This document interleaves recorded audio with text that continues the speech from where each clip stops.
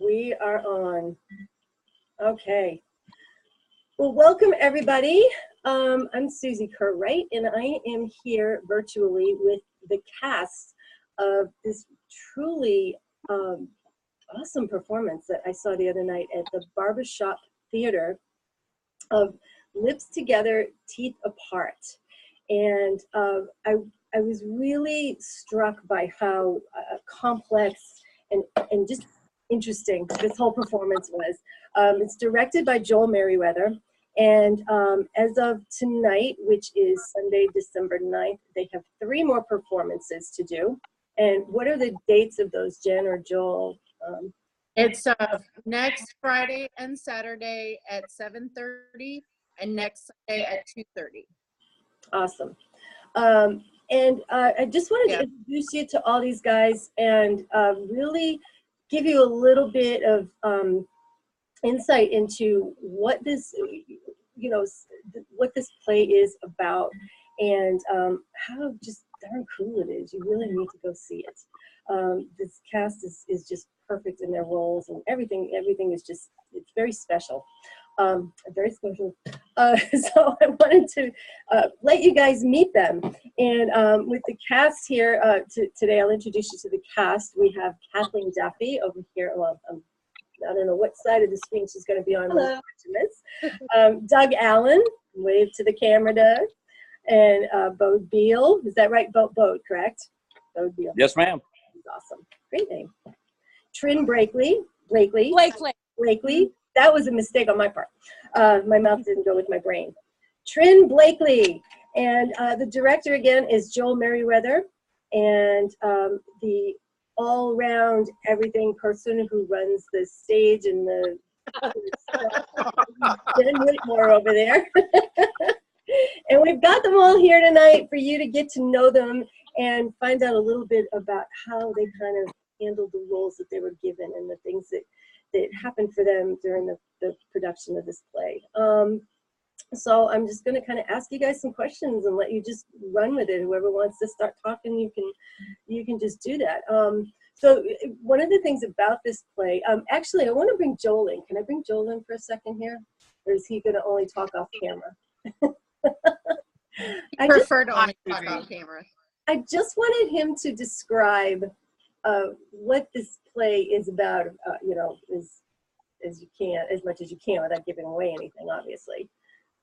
So is he going to hide? He's going to hide.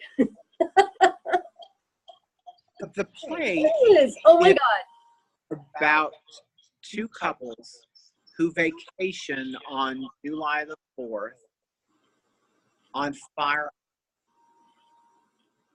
And it is a stream of consciousness conversation for 3 hours about things that happen to them, their neighbors, and other things that are happening between people. Things that are happening behind the scenes with each of the characters. Interpersonal relationships. Thank you, Trin. Yeah. And when I tell you to say that. It was really complex and it was beautifully done, Joel. That's why I really wanted to spotlight this crew for this production. I mean, I've loved all your productions. This one was just, I don't go to a lot of theater, but I've been to enough, and this one really impressed me. So what I want to ask is just you guys, whoever wants to start here, is like, how did each of you connect with these characters? Because they are so, they're so well developed in this script and in this play, and there were so many complexities to them. So how did each of you find the connection with your character? Whoever wants to start. Ladies first. Kathleen? Well, Joel was an enormous help in that regard because he really did force us to question our characters' motivations every step of the way. And for me, the challenge in playing Sally is that she is incredibly depressed throughout the entire show. Yeah. And trying to find a way to make that compelling rather than boring was a real challenge. And I hope that I succeeded, but who knows? Yeah, you did. You did. It was really good. What about the rest of you guys? How did you do? You know, I know people always ask, like, did you draw on something from your own life, or did you know, how did you develop such depth to these characters? Well, I think Allie helped a lot. Well, I think you're right. These are people from everyday life in many respects. Hang on, Doug, you're breaking up. You're breaking up really bad. Can you just talk a little bit closer? I couldn't hear you very well. That helps? Yes. Yeah, there you go. All right. I mean, I know many people like I wish I had a color for everybody who's like Saints. McNally describes him as every man. When Joel first told me that, I really kind of struggled with that because I wasn't sure.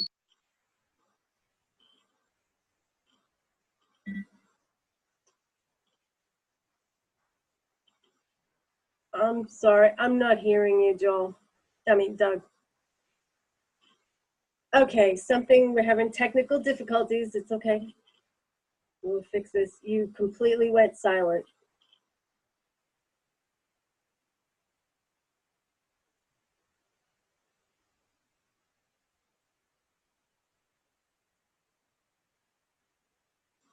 Can you guys hear me all right?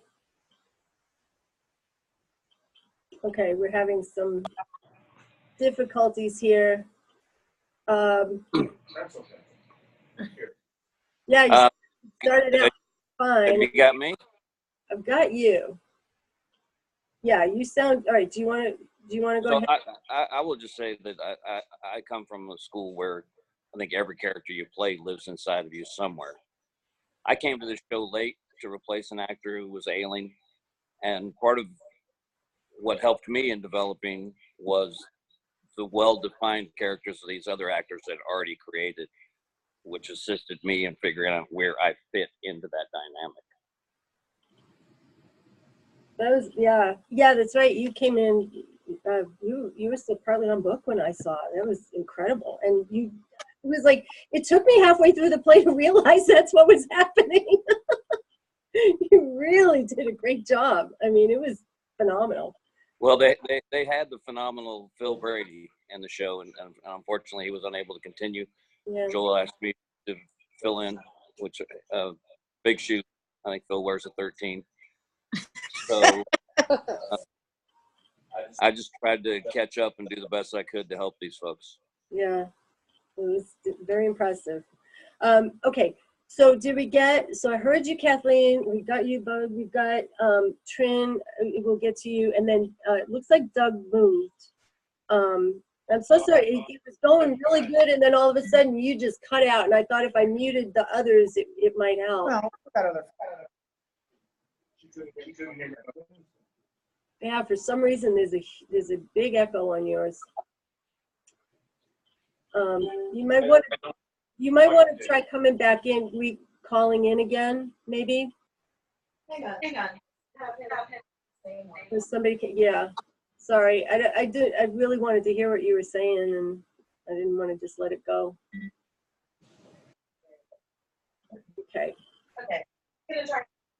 Can you hear me now? Yes, I can. Okay.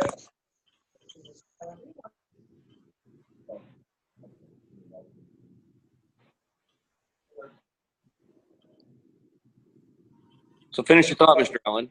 You've met so many Sams in your life. Yeah, so I kind of drew on that experience. I mean, and are homophobic, misogyny, and inappropriately so. Also confused about sexuality.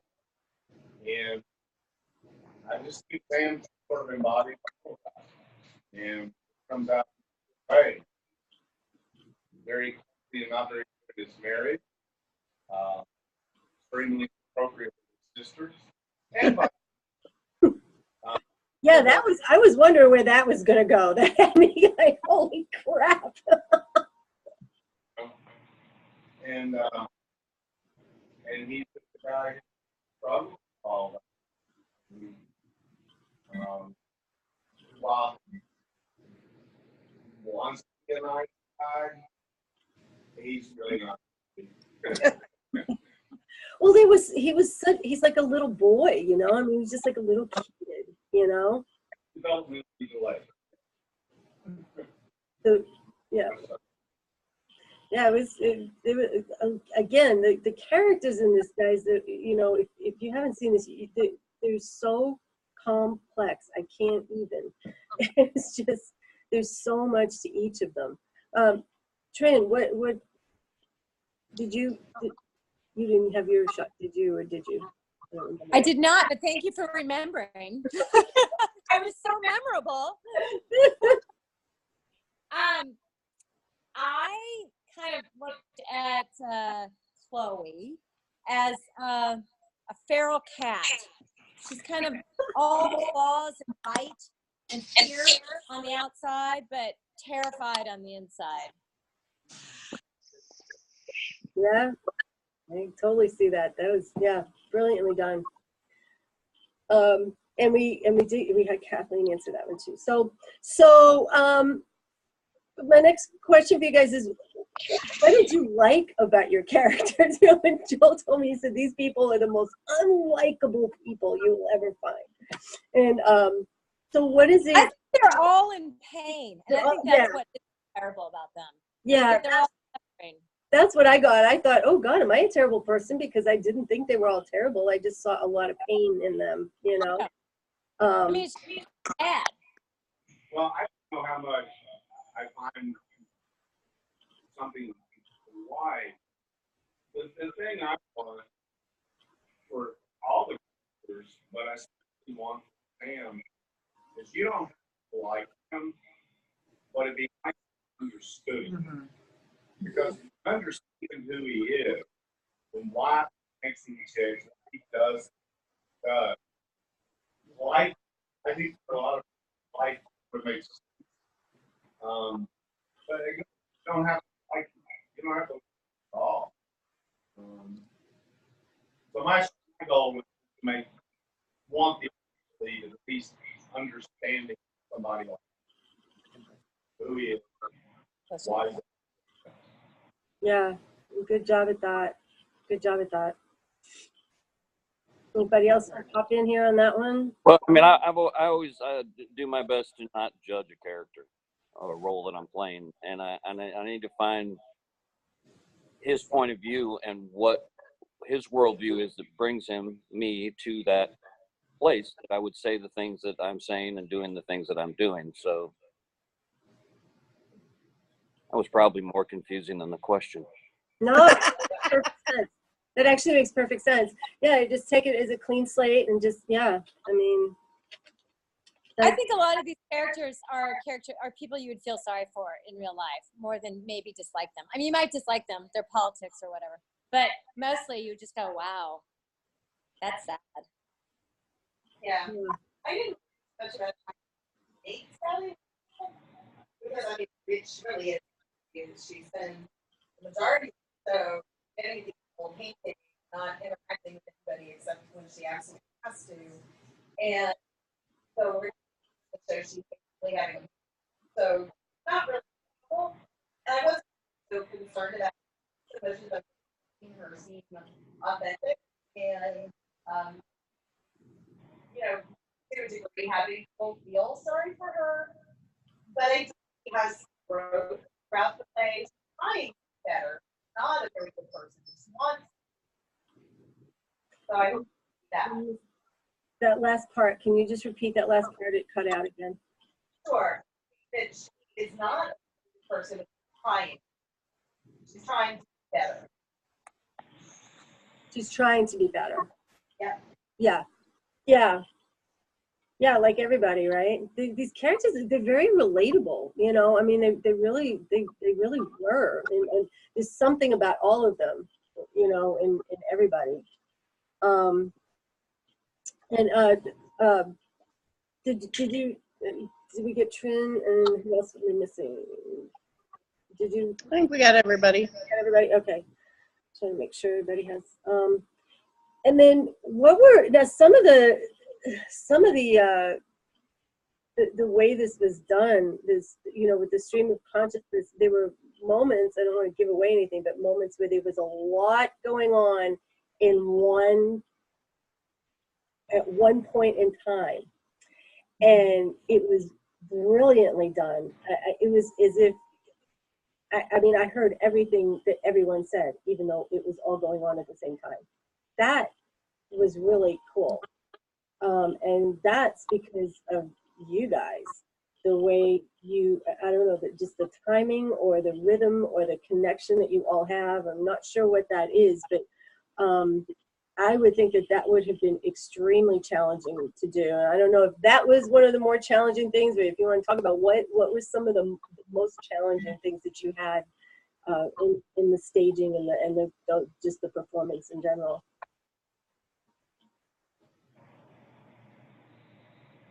Well, I think, I mean, I'm not one of the actors, but I think it was hard at first for them to get sort of in a rhythm to where they could say everything all together like that. Because it, you know, it's written obviously where it's like one line, one line, one line, one line. But when you read it more as a monologue rather than separate lines, I think they did kind of finally get into a rhythm where it worked better than it did if it was read the way it was written, if that makes sense.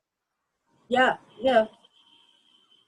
I mean, that took a lot to do that, to make that come off as good as it did, really. Well, you did. Okay. And you know what, Kathleen? I think if you and Doug go to either Bode's phone or Jen's phone, I think it's going to be a whole lot better, because there's just too much cutting out. So sorry. Maybe if you just stand here. That's what I'm gonna do. Yeah. No, You guys are all there. It would be nice to have you all in the little squares, but I would rather hear what you're saying than. Yeah. So what Joel rather directed those scenes as though we were in a 3-ring circus, where there were literally 3 different things happening at the same time, and it was very challenging for all of us. It made it hard to learn our lines, and it made it really difficult to perform until we got in the swing of it. Oh, these two together. No, there's trouble right there. Yeah. What, us? I see how that ended up. Yeah, there you go. So these characters, yeah, okay. Very, very good casting. Joel. We ended up segregated along gender lines, and then we got the girls. Actually, it's been that way all night. All the girls have been at the table, and the boys were over there. Remember? I'm just so glad you guys stuck around to do this. So this is, people really need to see you guys and you know, get some butts in the seats over there at the Barbershop Theater. Yeah, that's what we really want to tell the people that are watching this video. Get your butt in a seat. All right, come see this show. Yep. So it's a fun holiday romp. yeah, you know what it is? If you have problems with your family and you're worried about Christmas, go see this play. You will feel very blessed. Yeah. You will not know what problems are. Nothing on us. Exactly. Maybe that's the pitch we should have been doing. Well, actually, there should be a sequel of A Christmas Show between the 4 of them.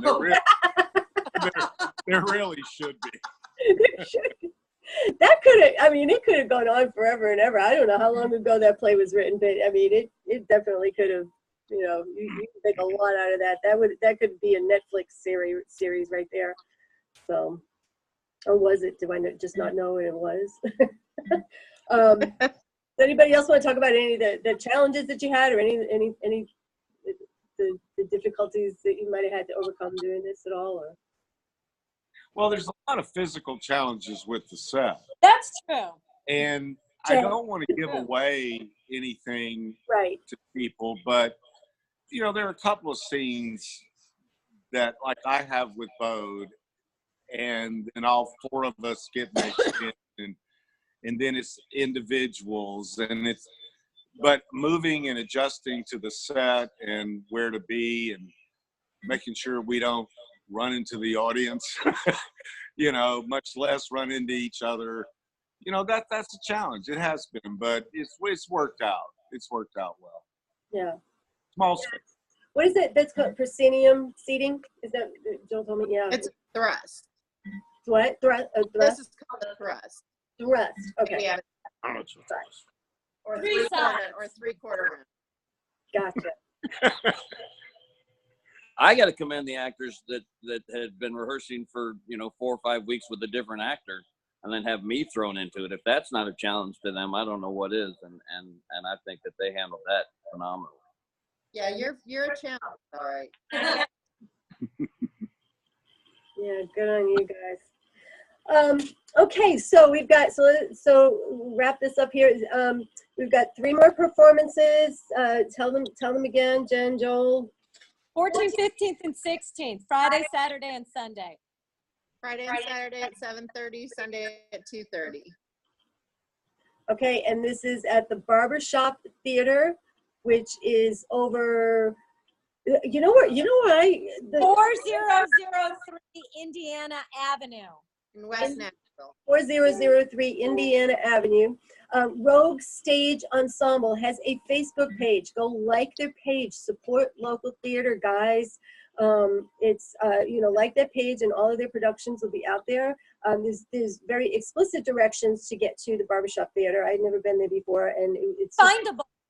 a little bit off the road. But there's I think was there a barber pole out there? Did I see that? Yeah. It's not far from Charlotte Avenue. We're close to Charlotte Avenue. And what I remember, because I have a friend I go meet for lunch once a month at ML Rose, and it's not far. It's just down the street from ML Rose. So right in that neighborhood, and it's a great little theater. Very well done. You come out and you pay full price, and Doug will stick around and take his picture with you after the show.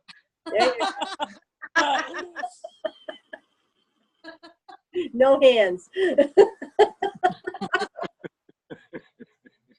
You guys, well, I wish you all the best, and I hope this, you know, that people will tell their friends, and you know, treat this. I mean, you know, it makes a great early Christmas present, right? You know, get theater tickets and go have a night out.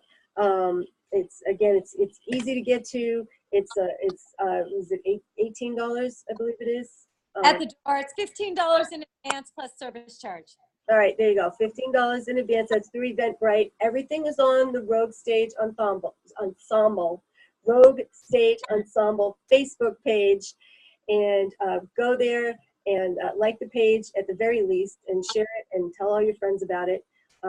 And go see Lips Together, Teeth Apart. You will not regret it. Thank you guys very much. Thank you, Joe. Thank you. Bye. Thank you. See you next time.